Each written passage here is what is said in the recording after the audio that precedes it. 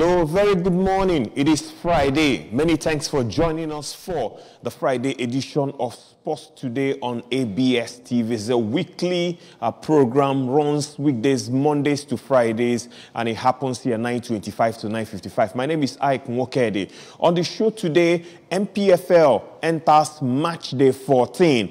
The Nigeria Professional Football League bridge season for the 2022-2023. Rangers International gets set to tango with Niger Tornadoes. That match will hold at the Awka City Stadium.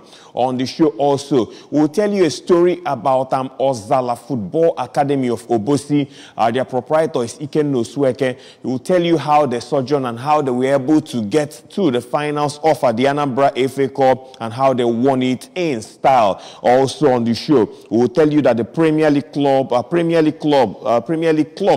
to ban a gambling sponsorship on front of match day shirts, and we'll also be serving you fixtures of our league matches across Western Europe. We'll focus on France, Germany, Italy, Spain, and then England. And then we'll tell you how Manchester United capitulated in the Europa League. They were leading by 2-0 and 2 own goals. The match ended 2-2, and it now makes Manchester United chances of qualifying for the semi-finals of the Europa League much more difficult. Now, let's begin with our first story on the show. Our first story is about the champions of the 2023 Neros Anambra FA Cup, a club known as Ozala FC. Yes, let's tell you that the proprietor of Ozala FC, Ikenna Osueke, has described the victory last Sunday during the grand finale of the 2023 Neros Pharmaceuticals Anambra FA Cup as a payback for investment in youth of the state via the instrumentality of club football. Osueke made the remarks shortly after his team defeated Edel FC of 1-0 at the Neros Sports Stadium at Nanka, and that was on Easter Sunday.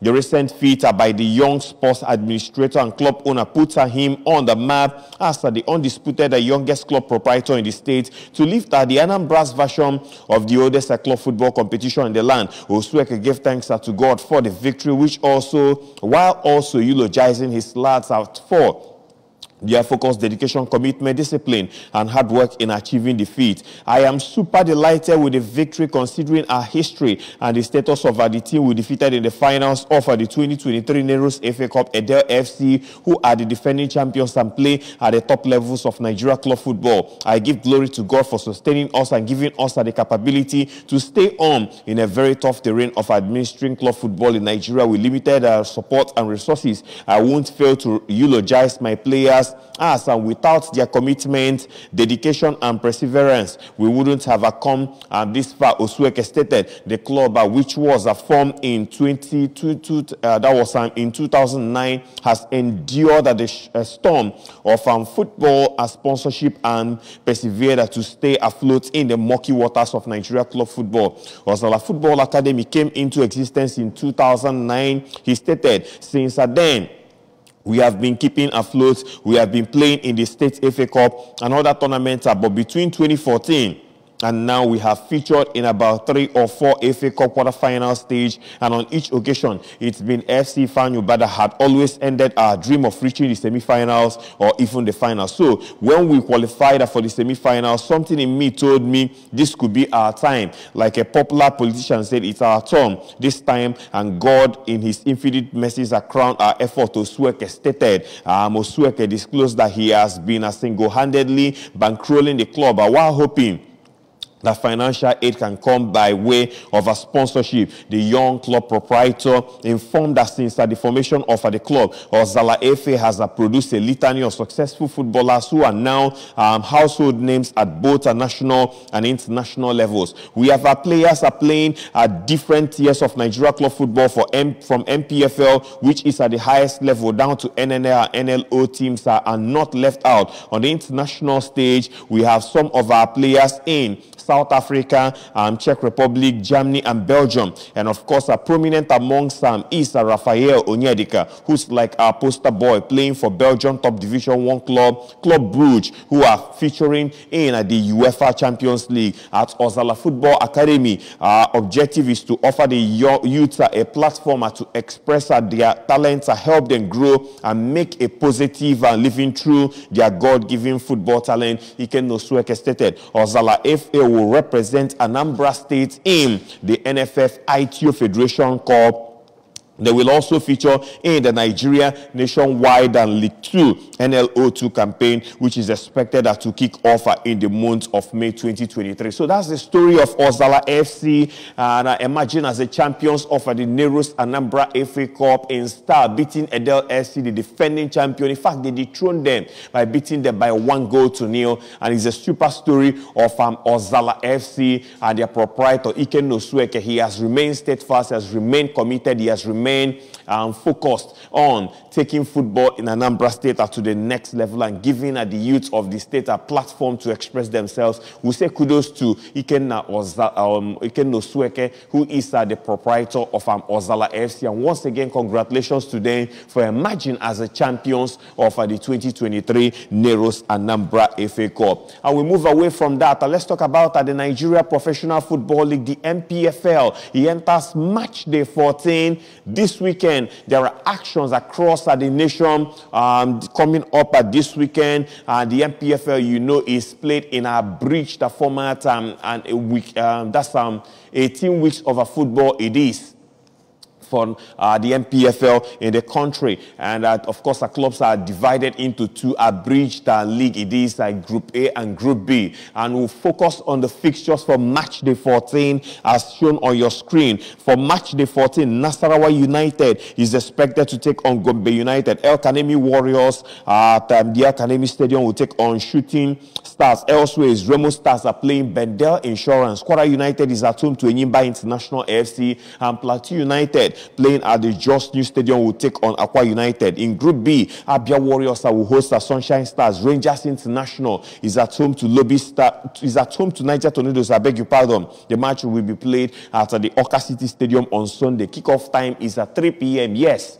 Rangers International, Niger Tornadoes is on Sunday at the Oka City Stadium, and the time is at 3 p.m. Bayelsa United will host Lobby Stars. Rivers United will play Dakar AFC, while Doma United is expected to trade tackles with Wiki Tourists of Bauchi. So that's the way it's going to go down in match day 3 of the match day 14 of the Nigeria Professional Football League, the NPFL. That's what we anticipate. And Rangers International, Niger Tornadoes is the match will be putting a spotlight on. It comes up by 3 p.m. on Sunday at the Oka City Stadium, and make sure you are there to see the best of football in our own homeland. Elsewhere, let's talk about sports facilities fixing and construction. Let's tell you that the Chief Executive Officer of Money Michel Group, ABL, has offered to fix both the Abuja and Lagos national stadiums in 8 months if given the opportunity, adding his outfit as expertise to revamp sporting facilities in the state. Of course, take them away from the present state. The Bayelsa State-born stadium construction specialist has said, given his expertise in stadium construction, he ought to be given the chance to work on sporting facilities around the country, adding that Money Michel Group is a Nigerian company with its corporate headquarters in Yenagoa, Bayelsa State. When it comes to this stadium construction business, I can tell you we are one of the best, not just in Nigeria, but Africa. ABL stated, I can beat my chest to say that the job I would do, we have done across the country. Attest to that, ABL stated. It will be recalled that the Money Michel Group has worked on a litany of stadia in the country, including the renovation of the Onika Stadium, now renamed the Moba Laji Johnson MJ Arena, that's in Lagos. He noted that the end users, including players and coaches from different parts of Africa, as well as FIFA president and CAF president, gave Money Michel kudos after attending the opening ceremony of the FIFA and CAF Dr. Aisha Buhari International Invitational Tournament for 6 of the best African women's national teams at the MJA Arena. Money Michel, always good at what he does, and now he's saying that he wants the opportunity to fix that of Lagos and other stadia in Nigeria, and that's on the story of Ebiyewe, the president and CEO of Money Michel Construction Limited, and that's the man that did the turf and the tartan track of the Oka City Stadium. Ebiyewe, the Bayelsa-born sports stadium construction specialist. And away from that, let's talk about the Ministry of Youth and Sports. Ministry of Youth and Sports and the Federal Ministry of Youth and Sports Development has dismissed the speculations that a humongous fund was spent on the renovation of the Lagos National Stadium, with further clarifications that ministry has not requested or received the sum of 21 billion naira to rehabilitate the 51-year-old edifice. In an advertorial, the ministry stated that the stadium has witnessed a new lease of life under the leadership of Chief Sunday Akindare as the minister, with several innovative approaches to put the stadium into the right use. And the stadium, the statement said inter alia, the stadium was built 51 years ago under the General retired Yakubu Gowon regime, but the imposing edifice which hosted the All-African Games in 1973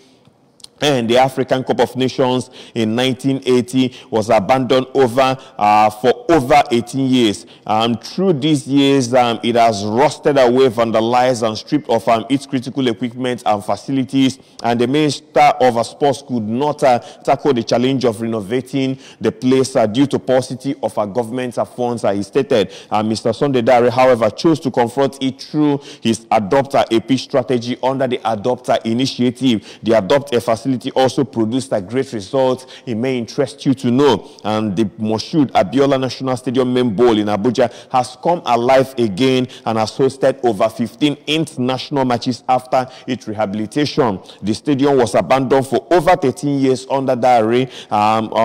Abandoned over 13 years, but under Dare, he has a new lease of life and got Haji Ali Kudanko to fix some aspects of the decay we hear. So that's the story coming through about some of the dilapidated sporting infrastructure and what the Minister of Youth and Sports is doing in terms of trying to transform this almost abandoned arena, or of course the defaced arena for sports in the country. We're still talking about sports at the national level. Let's talk about the senior women's national team, the Super Falcons. Well, let's tell you that Super Falcons coach Waldron Randy has admitted that the team still has to improve despite their 3-0 victory over New Zealand, and that was on Tuesday in a turnabout friendly. The Super Falcons defeated Haiti by 2-1 in their first friendly game last Friday, and they followed that up with a comprehensive 3-0 victory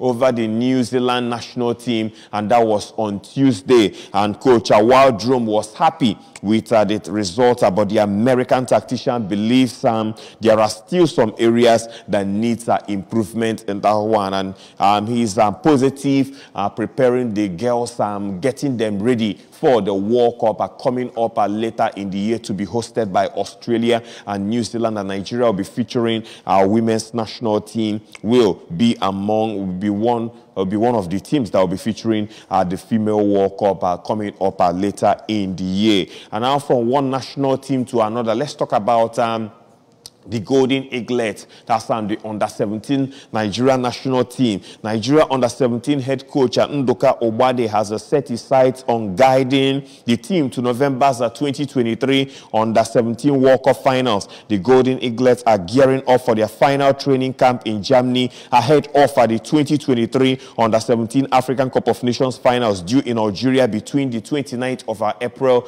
and the 19th of May. Ndoka Obade, who captained Nigeria to the 1985 FIFA Under-16 World Championship triumph, is keen to ensure that the Golden Eaglets perform well in Algeria and qualify for the World Cup finals. And Obade, who was also part of Nigeria's squad that qualified Nigeria for the FIFA World Cup for the first time in 1993, won the African Cup of Nations title, and that was in 1994 with the Super Eagles, and that was in Tunisia. That was in 1994. A great squad it was, and some people are saying that that that 94 squad seems to have been the best squad Nigeria has ever had when you talk about the national team at the senior level. Moving away from the Nigerian national teams, let's go to the continent and talk about Udinese. And Udinese has an African player. Udinese will sign Bournemouth fullback. They're set to sign Bournemouth fullback Jordan Zemura on a free transfer when his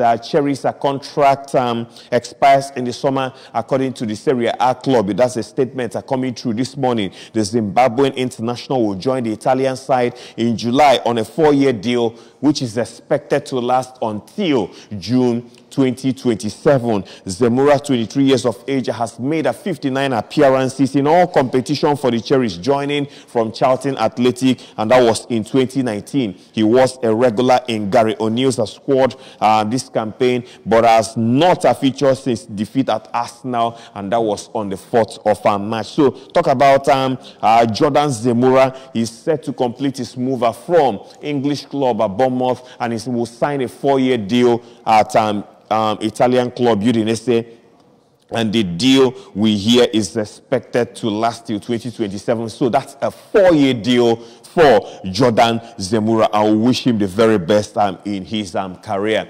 Moving on to other sports, let's talk about tennis on the show. Let's talk about Women's Tennis Association, the WTA. The Women's Tennis Association will resume tournaments in China this year, having accepted an investigation into the sexual assault allegations made by former player Peng Shuai will not be carried out by the Chinese government. And former doubles world #1 Peng said in November 2021 she was forced into a sexual relationship with a former China Vice Premier Zhang Gagaoli. The WTA suspended its end-of-year event in China and said it will not return until there was an investigation and it had a proof of Peng's safety. And the decision means that the final 2 months of the WTA season will once again be dominated by China. And Simon said that the schedule will be very similar to the pre-pandemic year of 2019, when 8 Chinese tournaments were staged in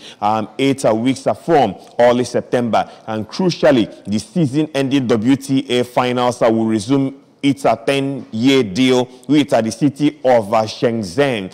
Prize money this year, as it was the first year of the contract in 2019, will be £11.2 million.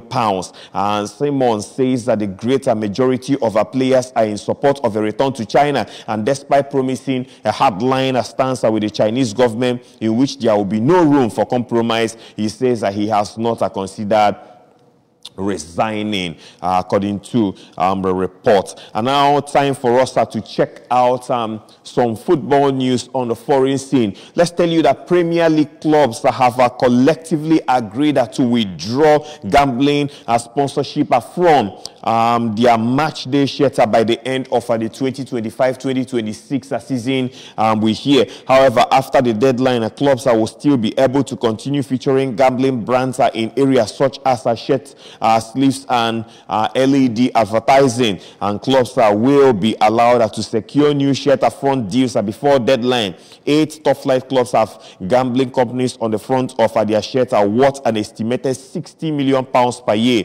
And the announcement follows a consultation between the league, its clubs, and the Department of Culture, Media and Sports as part of the government's ongoing review of current gambling legislation. And the decision will see the Premier League become the first sports league in the UK to take such a measure voluntarily in order to reduce gambling advertising. And the league is also working with other sports on the development of a new code for responsible gambling sponsorship. A gambling white paper is expected to be published by the government after its review of gambling legislation. And now talking about some football news, let's tell you that Manchester City are leading the race for Jude Bellingham after Liverpool backed away from a deal for the England midfielder. According to report, Real Madrid remains interested in Bellingham, but City are growing increasingly confident they can land the 19-year-old from Borussia Dortmund.